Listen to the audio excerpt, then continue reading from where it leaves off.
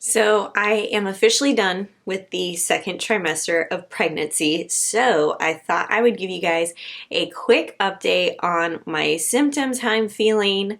We're going to be talking about finances, how much I've actually spent on the pregnancy so far, and how my mindset is going into first-time parenthood. Check it out in this video.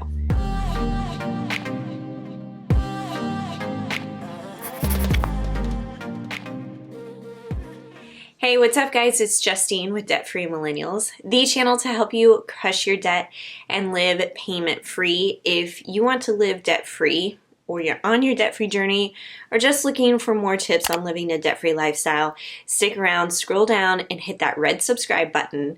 And we're going to be talking about pregnancy in this video because I just ended the second trimester and now we're in the home stretch. So officially, as of this recording, I am 31 weeks pregnant, so I'm just entering the third trimester. I've got like 9 weeks to go. 9 weeks. It seems like I have a lot of time still, but also it feels like I don't have a lot of time left. But nevertheless, I wanted to reflect back on second trimester, so let's go over my symptoms. Symptoms in the second trimester are way less than they were in the first trimester. If you guys remember watching that video about how I survived the first trimester, there was a lot of stuff going on. But things subsided, and really the biggest things that were symptoms for me was acne on my back, otherwise known as back knee. And I have never had issues breaking out on my back before, but now it's just like crazy town back there. Although I will say now it has gotten a lot better and I feel like things have kind of reduced, but still, that is a real pregnancy symptom that I really did not know about until it happened to me. The second symptom is I've had a lot of soreness in my hips, and that's really kind of been more towards the end of second trimester, but during second trimester and really kind of first trimester too, I was dealing with a lot of tailbone soreness as well. Just all that extra weight and pressure, even though the baby is still small, it was kind of doing some stuff down there. So I've really been focusing on sitting upright, having a tall, straight posture. I had a tailbone cushion, and I've been taking a lot of baths with Epsom salt. I also had a lot more energy in the second trimester. It's true, the magic middle is a real thing. I feel like I've had more energy. I feel like I want to cook again, and so that's been really helpful. And my biggest cravings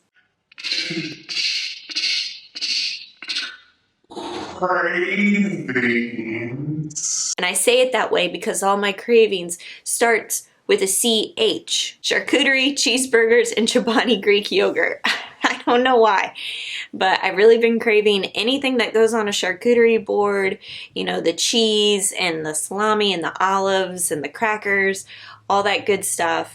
Cheeseburgers I have really been into, especially from STK. So good. There's actually a really good DoorDash deal where those burgers and fries are only $7.99. I could not believe that. And I'm an avid DoorDash user, so this is like my Friday night meal almost every week. And then I also eat a lot of Chobani Greek yogurt. In fact, Kyle and I, we actually drove back. I mentioned this in Beers and Budgeting. We drove from San Diego to Kansas and Nebraska for Christmas so that we could see our families for the very first time. And the reason why we drove is because my doctor said it would be safer, she would feel much more comfortable for us driving instead of flying due to me being pregnant. And so we were able to do that visit very safely. Everybody was quarantined, including us, before we drove out there. And then when we came back, we made sure to get tested just to triple check we were okay.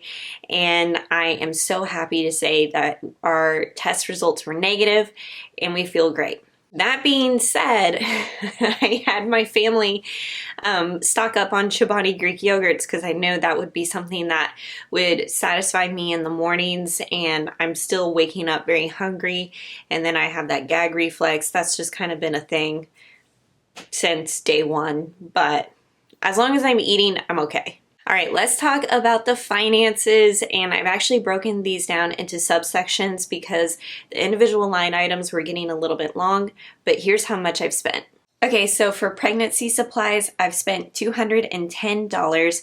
That includes anything from my tailbone cushion, the loofah brush I bought a while back, to a pregnancy pillow, the Zofran anti-nausea medication, nightlights, belly butter, all that good stuff. Basically anything that keeps me comfortable during pregnancy goes into the supplies section. For education, I spent about $168. This includes virtual childbirth classes that were offered by my hospital. I also signed up for a hypnobirthing class, and then I also have a couple of pregnancy related apps and books that I've bought related to pregnancy, and that goes all into the education bucket. For medical bills, I've spent $1,270. And the reason why this is so high is because I have a high deductible health plan with a health savings account. So that means my premium is really low. In fact, I just looked this up, that my health insurance premium is just $200 per month. And then that means my deductible is a lot higher. And so in order to offset those costs, we have a health savings account which pays for qualified medical expenses. So the $1,300 that you see, really, that's because of ultrasounds and then standard lab tests. So I've had a very healthy, normal, boring pregnancy, if you want to call it that. And so I haven't had any additional medical tests or shots or anything like that, except we did find out that I'm Rh negative. My blood type is Rh negative, and if the baby's blood type is Rh positive, and if they cross bloodstreams, that's just not a good situation. However, it's very easy to combat by just getting a RhoGAM shot, which I already got, so that would be included in medical bills. And then I also recently got my whooping cough shot, did the glucose test, don't have gestational diabetes, but all of that stuff, all those tests and shots goes into the medical bills. Now, if you want to learn more about health insurance and pregnancy coverage, you can watch this video I'll link to up here that kind of goes over what my plan covered, and maybe you're under a similar situation. Do your research. Highly recommend you check out Marissa's Budgeting for Baby course. She has a whole section on insurance that really helped me figure out what was covered in my health insurance plan and what wasn't, so that I could be better prepared for these medical bills. All right, clothes, I've only spent a total of about $84. Physical therapy, I've spent about $450 so far. I have a feeling I am going to up that expense because I have more physical therapy appointments scheduled for third trimester as we get closer to delivery day to help me get in the best labor positions, help baby get in the best positions. It's going to be awesome. So in total, I've spent $2,182 on my pregnancy. Now, in addition to what I've already spent, I had plans to hire a doula, interviewed this girl, loved her, ready to sign the contract, and I literally just got an email this morning that said she is taking off the month of March, which I'm due at the end of March, and I have no idea what I'm going to do. I really wanted a doula. The fact of the matter is my hospital is not letting in private doulas due to the pandemic, so Kyle and I have to figure out what we're going to do, if we need to interview another doula or just kind of wing it. My hospital does have a volunteer doula service. However, sometimes they're not always available when you're ready to get checked in. So I don't know, maybe we just chance it and say, okay, maybe we'll just use the volunteer doula service, or we hire somebody else that was referred to us. But that would have been an extra expense. The second thing too is that we really haven't bought a lot of baby supplies ourselves because Our friends and family were so generous and have gifted us a ton of really cool baby items. And so we're still assessing what we need and what we want. And so that would include things like the SNU bassinet, which is expensive, but I have heard such good things about this. And one of my things that I want to prioritize for my baby spending that I figured out using one of the worksheets from the Budgeting for Baby course is that baby supplies was like top of mind. And to me, the SNU, sleep, it's a smart bassinet. Y'all look it up. I think that is important. So we are planning on purchasing that here in the next couple of weeks. Okay, let's talk about mindset. Now, I feel like I've actually been pretty calm considering that I'm pregnant during a pandemic. However, when we went home, I was really excited to see my family, and I was like, this is going to be such a positive thing. My parents are going to see me pregnant for the very first time. This is their first grandchild, and we got this really awesome experience, and we did that. And then we had this drive-by baby shower, and it was incredible. I had friends and family that I hadn't seen in over a year, and it also made me sad because I wanted to hug everybody, but we couldn't hug. And because they were driving by, our time was really limited to just like 5-10 minutes with each car, and then they had to drive off.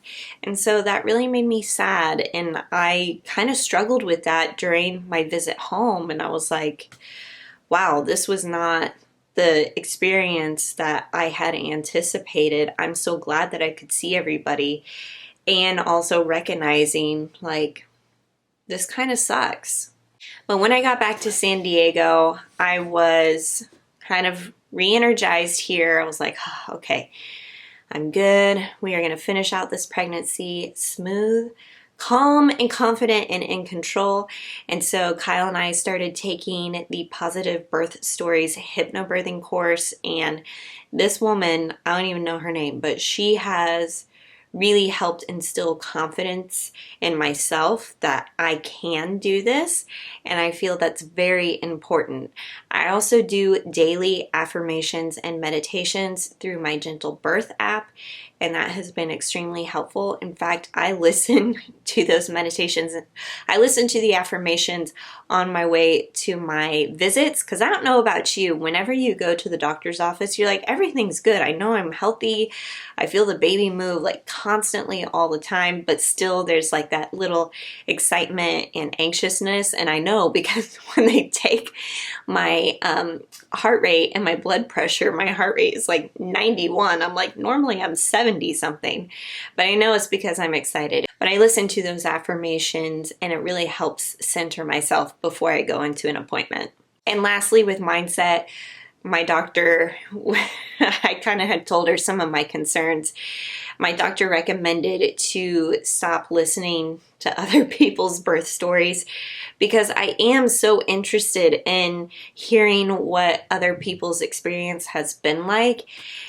And it's kind of backfired on me, I will be honest, because I had listened to a couple of stories from women that I know who had breached babies, and then I got it in my head that I'm going to have a breech baby and this is going to be a disaster and not anything that I want. And it's a whole control thing. And I know it's not a disaster. If that happened to you, it's not a disaster.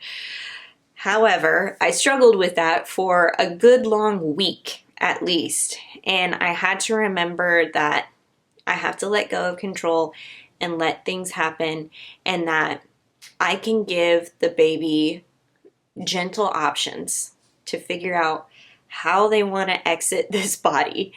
And that is the very best my body can do. And that's the very best of what I can offer the baby. And that's where I've come. I've come to peace with that. And that's why I'm not asking people about their birth stories right now, because I know each one is very unique and my story will be unique as well. Are you guys interested in hearing once that part happens? Are you interested in hearing my birth story on this channel? Comment below, let me know if that's something that you want to hear about, because we all know this is a debt-free channel and I am bringing this baby into a debt-free world. and tracking my expenses along the way. And also there's the mental, emotional experience of this journey too that I'd like to share with you. So that's the updates I have from second trimester. We're gonna see how third trimester goes. Oh, and I wanna show you a quick bump shot so you can see my progress and how this body is creating life. It's really incredible. Like, I'm not really thinking about anything and it's just happening. It's awesome. Okay guys, that's my pregnancy update for you. We'll have another pregnancy update maybe after the baby's born. I don't know. But I'll catch you in another video.